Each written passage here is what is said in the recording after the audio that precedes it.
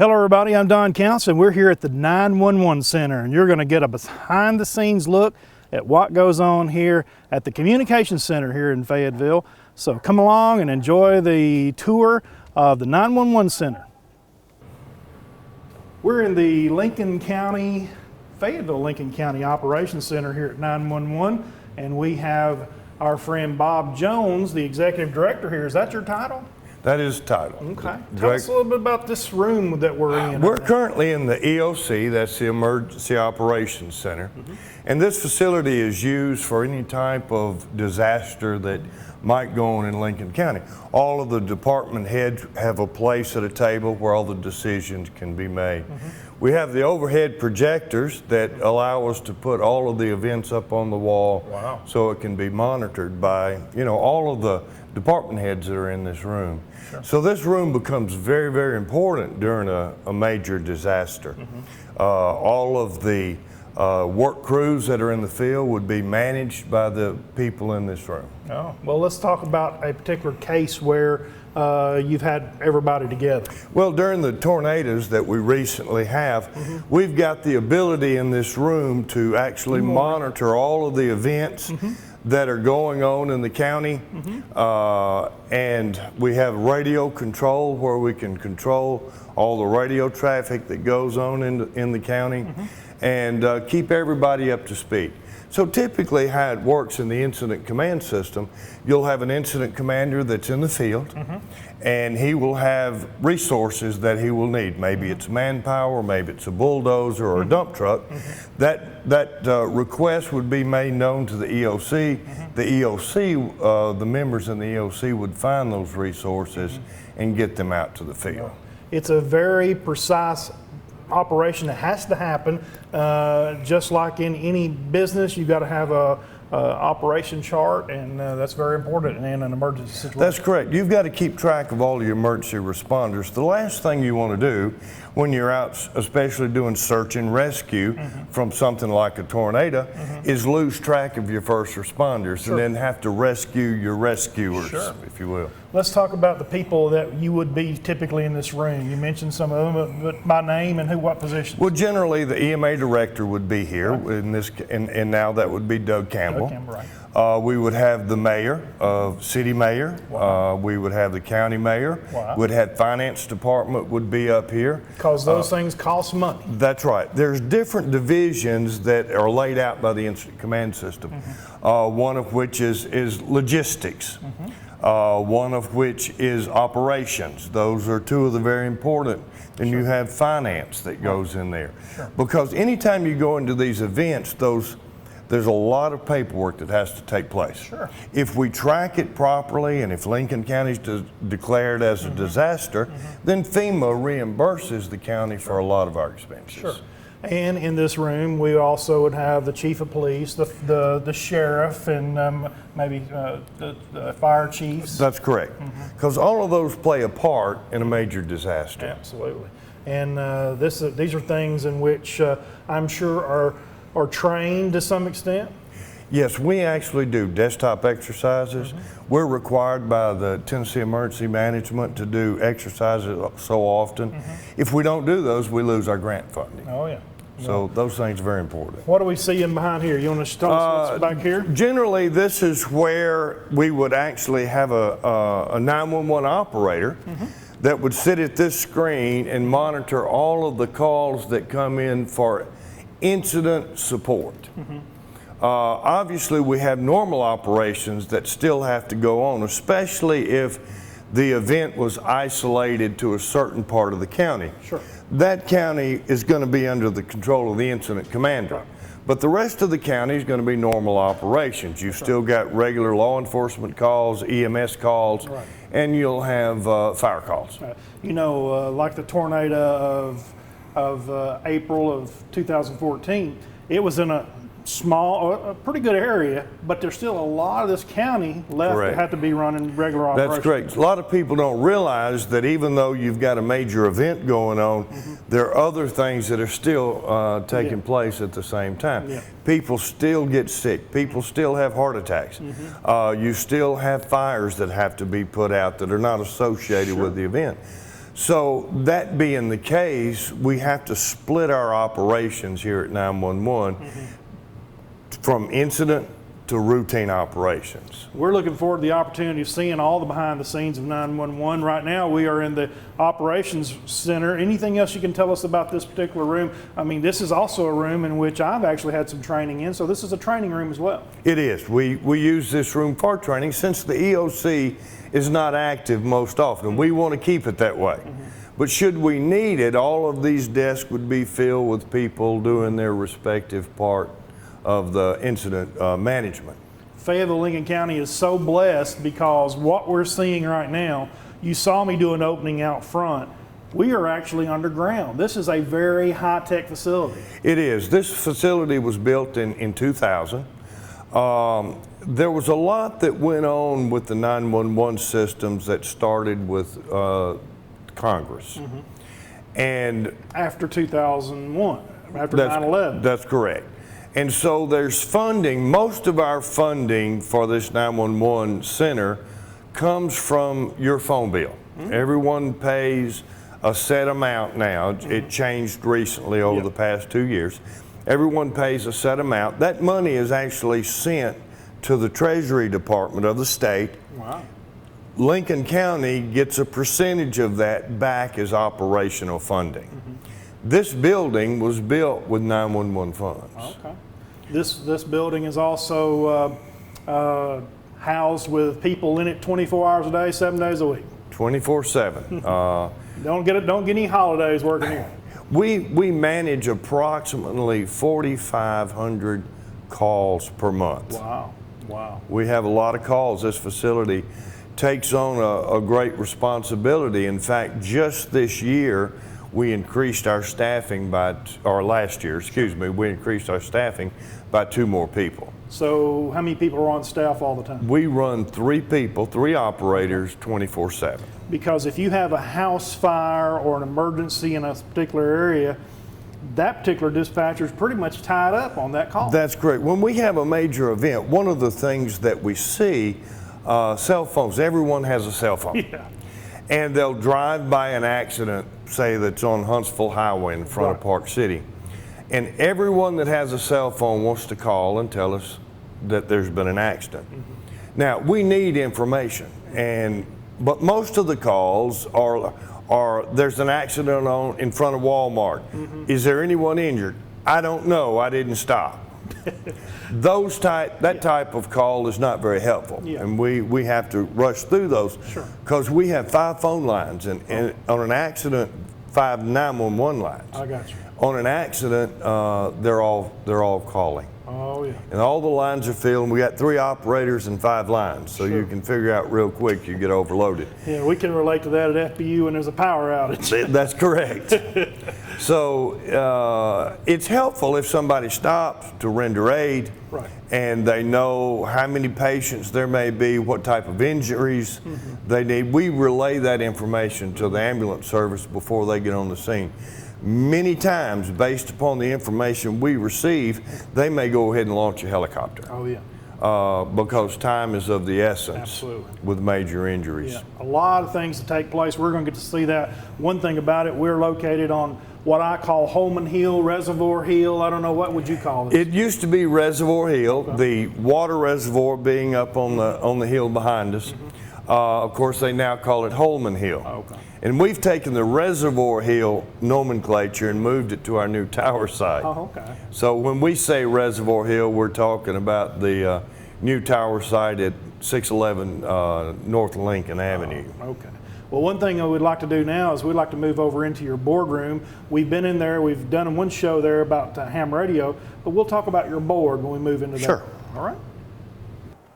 One thing that's important in a place like this is having a good board. This is a great little meeting room right here, and this is something I know you're proud of, this room here. This is one of the first things I did when I came on board here at 911. This room had become with a lot of storage, and so the first thing I did, because of the board meetings are so very important, it's established by the state legislature that all of 911 funding be managed by a board. So we have all of the public safety department heads that are on this board. Okay. Murray Blackwelder, Chief Howell, Danny Travis, Right. Fire Chief. We have the EMA director that's on the board. Right. We have EMS director Richard Wright that's on the board. Right. And then we have 4 people at large. So we have Joe Young, who is YTM. Right. We have Jim McNeil. We have Robert Strope. And we have Billy Gray. Wow. That's on this board. So we have a large number. And all of the funding for 911 is managed by that board. How often do y'all meet? We meet every month Okay. on the second Thursday of the month. So that board handles your finances and all that kind That's correct. And a sub-part of that board that was recently developed a few years ago is the Communications Committee. And it's a subset of the board that manages personnel type issues. Okay. So they've been given the authority from the city manager to handle all hiring, firing, and disciplinary actions for the 911 board. One thing about this, as we will see here in just a few minutes, there's a lot of computers in this building. Yes, there are. Yeah, well, a lot more than anybody could imagine. We probably saw 10 or 15 in this room, and we've got a couple in here. So what you got on in the other part? 911 centers become very high tech. Years ago, you picked up the telephone and you'd get an AT&T operator that say, operator, may I help you? And you'd say, I need the fire department, so forth. Those days are long gone. And so with the advent of 911, you could pick up your telephone and at that time dial 911, and you would get a special operator in your local area that could help you with fire, EMS, so forth. Then we got enhanced 911. That's what we call E911. With that, we actually get your address and your phone number when you dial if you're on a landline. Gotcha. They had started implementing what they call phase 2, where we could get the cell phone tower location. And sometimes if you can triangulate from 3 towers, you can get your location of the individual with the phone. That's where we are today. We get what's called anti-alley information. That's automatic address and automatic location. Wow. Or excuse me, location and phone number. Gotcha. Now, we're going into NG 911. That's been the big push over the last 2 years. Lincoln County is fully compliant with new generation 911. We have all the equipment installed, all of the equipment's in place. We've transitioned from copper lines to internet. So we have redundant feeds from FPU to the 911 center, and all of our traffic is VoIP, Voice over Internet Protocol. Okay. So to do all of those things, it's become very, very high tech. Everything that comes into this facility is recorded. Every phone line that we have, admin lines, 911 lines, it's all recorded. We keep those recordings for 7 years. Wow. One of my tasks, I get involved quite often with attorneys for events and have to get phone recordings to submit for court. That file management system has to be unbelievable with that many calls for 7 years. I mean, just the photographs and the video that we deal with at FPU, I have a hard time keeping up with it, but that's unbelievable. It is. We have a NAS, a Network Access Storage, that we keep all of that on. So we have a lot of disk space to keep that. And with new generation, the ultimate goal, now we're not there yet, technically we're available to do that, but the network's not ready yet. We'll be able to take text messages to 911. That was mandated by Congress for the hearing impaired. Gotcha. Today they use what's called a TDD. It's a device that they can use. Well, they'll soon be able to text from 911. Okay. That's beneficial from an emergency standpoint also. If you had an individual where the house was being broken into and they went into a closet, sure. Maybe they couldn't talk, but they could text. Right. And they could get a message out. You're not there yet, but that's coming soon. That's coming very, very soon. In fact, I think by the year 2020, US-wide, everybody has to have that implemented. That's the direction that everybody's heading, and we're going to talk about when to call 911 and when not to call 911 and all those things as we get ready to move on forward, as we go into the 911 Communications Center and see what all's happening in there, and we're going to head in there now. All right, getting ready to go into the Communications Center. This is going to be exciting for the people at home who've never seen this, because it's really, really a neat place. A lot of people, there's a lot of history when it comes to 911. Tell where the Communications Center used to be before here. Before coming to this facility in 2000, it was located in the old police department. Okay. And of course, they have a new building today. Right. But in the very front of that building used to be 911. And I think at that time they probably had 2 operators, maybe 3 operators total that operated that. Miss Polly Jeter, who is recently retired over the last couple of years, she was here probably the longest employee, over 30 years. Right, and yeah, and that's true. And then tell some of the people who were some of the directors before you. Mike Hobson was the director before me, and before then they actually didn't have a director. Okay. The police chief, I think, served as the director when they were in the police building. One thing before we move on in, this is a very secure room. This door behind you is buzzed in. The door behind Sarah Mack is buzzed in. It's very important. Security is so important across the board. I know you deal with it all the time. There's a couple of reasons for security. One of the things is we have access to information from what's called NCIC, the National Crime Information Database. And because of that access, that material that's over that has to be well protected. Sure.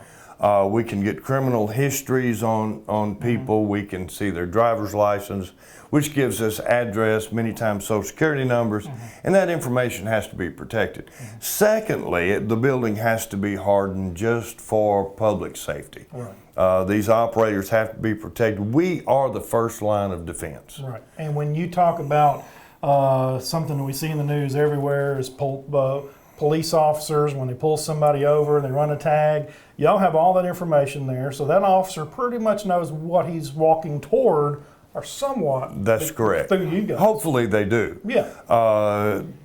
As we're well aware, some people you don't know. That's right. You never know. That's right. When an officer, I was a police officer for 12 years, and when an officer approaches a car, he never knows what's on the other side of that glass. That's right. And that's a big subject today. And I know you guys here, the people we're going to meet behind and the people who work here behind the scenes here, y'all work hand in hand together, not only with the police, the sheriff, and the fire departments. There's an old saying concerning police officers. My operators here view those people as their children almost. Oh. I mean, they're very, very protective of the first responders, not just police officers, the firemen, EMS, all first responders, and they take responsibility for them. Sure. So they need to know that where they are at all times. There's an old saying that goes, you may know where you are, and God may know where you are. But if dispatch doesn't know where you are, you better be close to God. That's true. It's very important. Very important, you know, and the guys are the eyes and ears, and as for 911, you got to know where you're going, and it's amazing what all they have to know in here. I guess we're going to see some mapping. Tell everybody what we're fixing to see before we get into all. What we have there is 3 complete consoles. Now, a console. One operator is at each console, and they have a lot of tools available to them. One of the things is what we call CAD, which is a computer-aided dispatch. Every call that we receive gets logged into the CAD. The address of the caller, who the caller is that made the call, the event type. We make notes as to what's going on. If it's a medical call, it goes very in depth. We have a program that's called EMD, Emergency Medical Dispatch, and it's a decision tree. And the operator will go through that decision tree to be able to determine if there's any EMS pre-arrival instructions that need to be given to the patient. I'll give you an example. If they go through the decision tree and the first question is the patient having difficulty breathing? Whether they answer yes or no determines where they go next in the decision tree. Sort of like the old days of the flip charts. It is. In fact, we have flip charts in case the computer doesn't. Oh, okay. It goes down. You got to have a backup. We got to have a backup. But it can get to the point to where the operator can actually instruct the patient to take a baby aspirin. Wow. If it's a heart attack, Sure. or they determine it's heart. If it's a stroke, those things are very important for EMS to know up front. The golden hour is so important. Absolutely. And so the information we get aids in helping EMS before they get to the scene. We covered a lot of ground. We're fixing to walk inside, and we'll walk on in, and we'll start discussing a little bit more of the details of what's going on behind the scenes here at 911.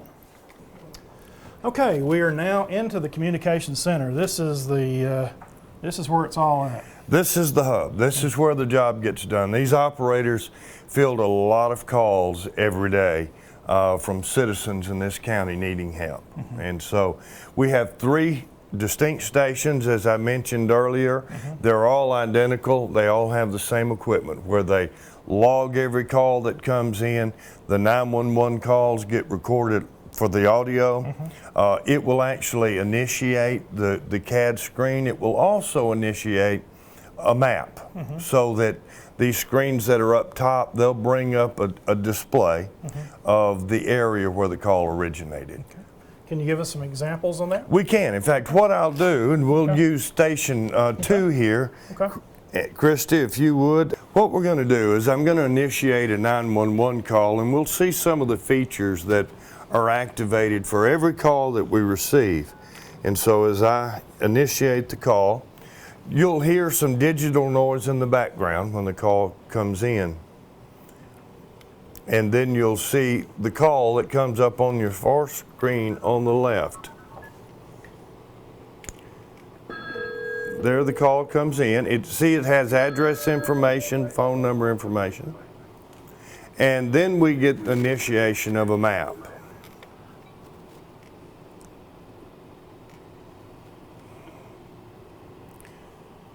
So Where do I see this in map? review, Oh, gotcha, up a here. few things that happen.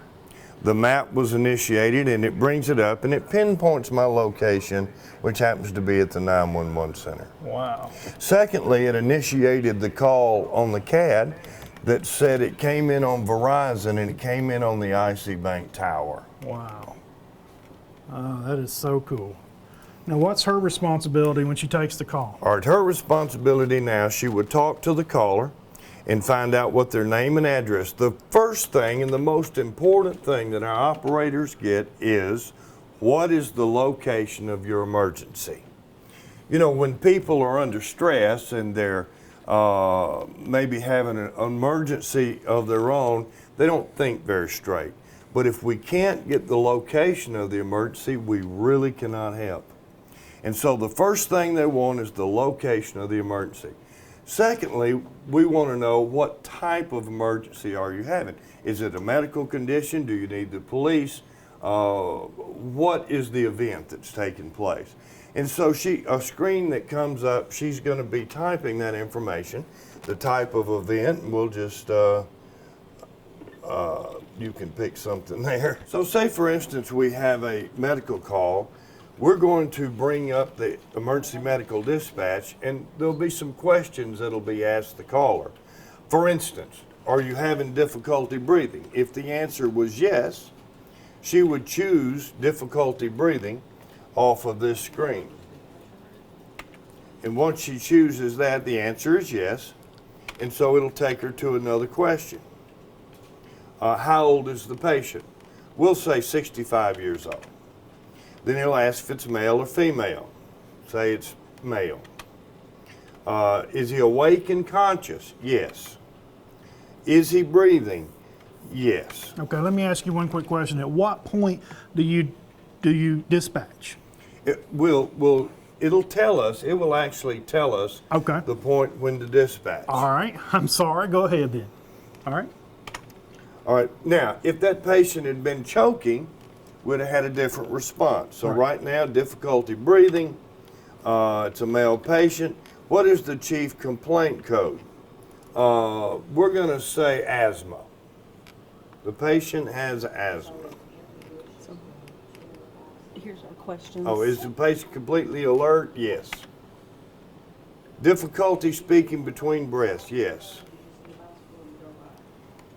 And right here we send an ambulance with a code of 6 Delta 2.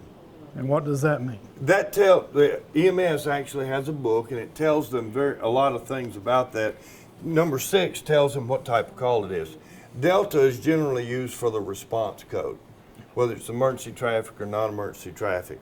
In this case, it would be an emergency traffic because they're having difficulty breathing. And then 2 is difficulty speaking between breaths. So that gives them all the information that they can need.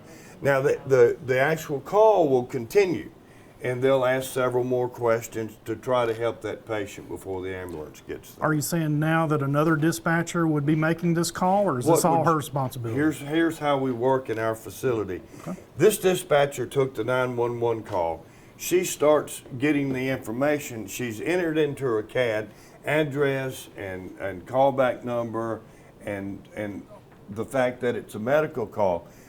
This other operator will see that call come up on her screen, and she'll go ahead and dispatch the ambulance.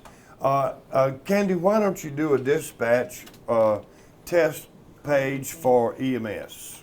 So what buttons do you push before I? She's going to page out. She Okay. hits paging, Okay. and she's going to select that she wants to send EMS main. There are 2 EMS stations. Okay. And when she transmit, it'll send tones.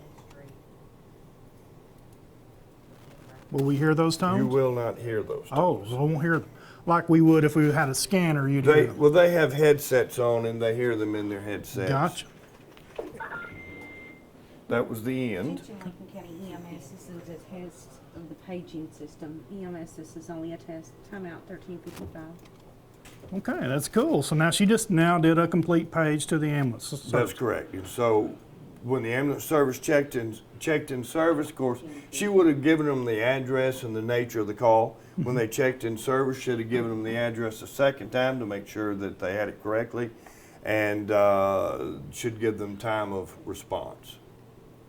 One of the things that our operators have to deal with continually is the number of lines of communications that we have in the county. Every one of the little red boxes you see on that screen is a different radio channel. Okay, you can point at them. And so we have primary law enforcement, a secondary law enforcement. We have EMS. We have Fayetteville Fire, City Fire. We have an alternate UHF channel and VHF channel. Then our volunteer fires, we have one in North County, which is in Howell. We have one. We have one that's located near this facility, one in Fayetteville, one in Blanche. And then we have some auxiliary channels such as to TEMA, Tennessee Emergency Management, in Nashville. And we actually can monitor and talk to Madison County Sheriff's Department on their 800 megahertz channels. So there's a lot that goes on here at the 911 center as far as radio channels. When it comes to 911, being in Lincoln County, the weather is a big issue. A lot of people call about, I'm sure. Weather is one of the things we contend with all the time, especially in the spring and the fall. Severe weather is an issue in Lincoln County. We actually have Barron's radar services up here, so we have a feed all the time of live Doppler radar so that we can zoom in on storms. And we also have a direct link that's redundant. You can come over here, show this. We have a direct link that's redundant to the National Weather Service in Nashville. Oh, wow. And so we can select any of the other counties as well as TEMA, and we can also get the National Weather Service. Wow. But of course, our weather is always done out of Huntsville. So for Huntsville, we have a direct line to the National Weather Service office here. Wow. So we're well equipped to talk to both weather service offices and to view the weather ourselves. And you're also protecting not only the public, but the guys out working. That's correct. One of the things that's so important that came into play during our last tornado. We had public safety workers in the area when the second tornado hit. Yeah, we were one of them. And so it was a difficult time. That was. Fortunately, we were able to give them some warning that Sure. that tornado was coming. Absolutely. Now, let's talk about all the computers. We talked about how many computers there are. We're fixing to go in what we call the head end, but this is what you call it. This is our equipment room that manages all that we see here. There's a lot that goes on behind the scenes. Okay, this will be interesting. You go ahead. Well, just the beginning of computers. What do you call these, servers? These are actually our battery backup system. Oh, okay. Our site here runs totally off UPS. So Wow. under normal operation, we're actually running off batteries. Wow. And we're fed by FPU, our off-site power, Right. that feeds the battery charger and keeps the batteries charged. So when we have a power interruption, we never know the difference. Wow. How long can you stay up? We can stay, this is actually a redundant system. Wow. And we can stay up on these batteries for about 12 hours. However, we have a backup generator sitting outside the door that will come up within the first 30 seconds. Wow. So we can actually be self-sufficient for a long time as long as we have diesel fuel. We hope it never gets that bad. We hope it never gets that bad. But it's good we're prepared. Yes, You have to prepare for the worst. that's correct. And with the weather that we have around here, you just never know. Now what we have in here is the nerve center. This is where everything is controlled. We have several things going on in this room. One of the things, these are our CAD servers. As we talked about earlier, the computer-aided dispatch. And so these servers actually record all of that information. That allows all of my operators to see all of the information at the same time. Wow. If they were on an individual computer, one operator could see it, but the other two couldn't. So they feed the database on the central server. Okay. So this would be our CAD server that takes care of all of that logging for that. Then we have our phone system. Now this is relatively new. This is all NG911 compliant. And you'll notice, you can't see the writing, but these are all voice over IP boxes. Okay. And so this is internet fed. All of our 911 calls come through here. We have dual servers, they're redundant. So everything is redundant in these cabinets. One thing about this room is a very cool room. It has to be cold in here. That's correct. We normally run about 68 degrees in this room. Let's talk about the radios back here behind it. This is part of I'll let Sarah Mack slide in here and show you what we have here. These radios here are, I guess, what you're receiving and talking on. That's correct. All of those channels that we looked at, the red buttons that we saw on the screens, each one of those tie back through the internet, these internet control boxes, to a radio. And so the operators at the consoles, when they press that transmit button, they key these radios. You notice they're going red and green. Green is receiving, red is transmitting. And there's one radio for every channel that was on that button. Now there's a few more radios that you don't see here that are actually at our tower site. And they're controlled the same way through an internet control box. Gotcha. The final cabinet that we're going to talk about sits on the very far end, and it has all of the disk drives for the recording of our audio and our radio traffic. We also have our camera system. You may have noticed when we were in the dispatch room, we have cameras all around the facility. All of those cameras get recorded, and there's disk drives in there. We have a lot of disk space to record all of this information. Our link to the NCIC system goes through there.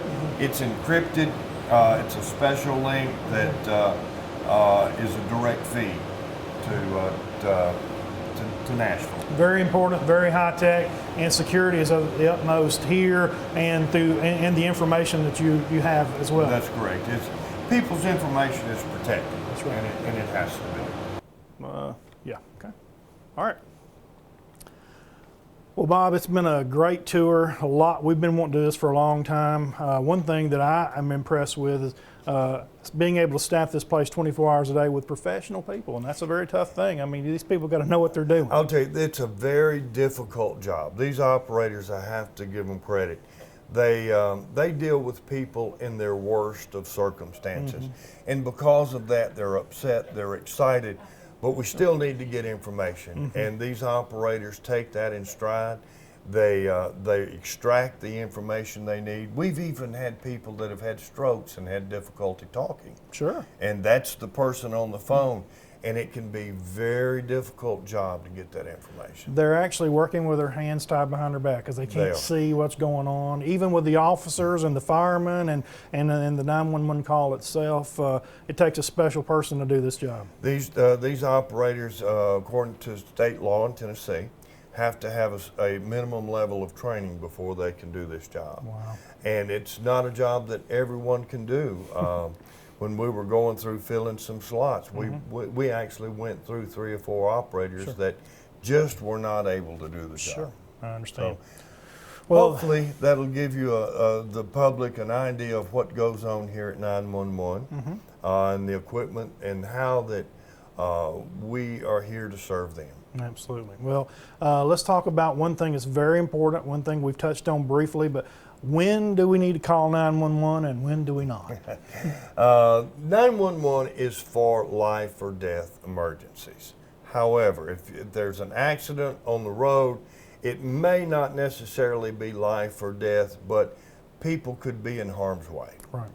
We receive a tremendous number of what we call pocket dials. In fact, Amy Fitch, my assistant director, did a statistics on that, and she was telling me that we get approximately 12 pocket calls per day.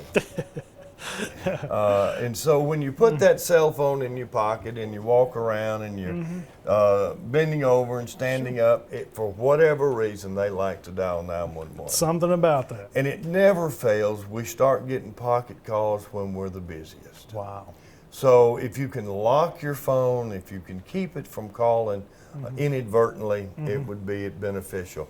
And let me tell you, we've heard some very interesting conversations on pocket dial. I bet you have. I'll bet you have. I need to check mine now right quick. But anyway, I appreciate what all your people do and what you do for law enforcement, for the fire departments, for everybody. And we're very blessed in Lincoln County to have a communications center like this. We are. It's very well equipped, and Lincoln County should be proud Absolutely. of this communications center. We appreciate Bob Jones, the executive director here at the Communications Center.